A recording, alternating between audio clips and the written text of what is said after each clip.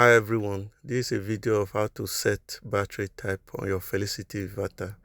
I'm working with lithium-ion battery, so I'm going to set it to lithium battery.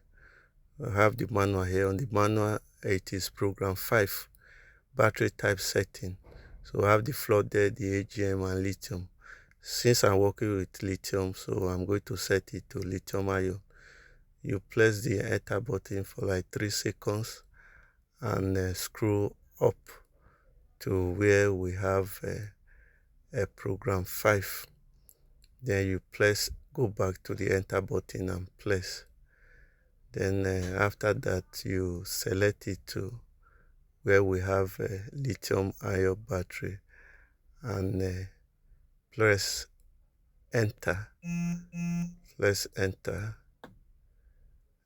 That is that. So you go back to the screen, you can see lithium-ion on it, which means it had been set properly to the battery type. Thank you.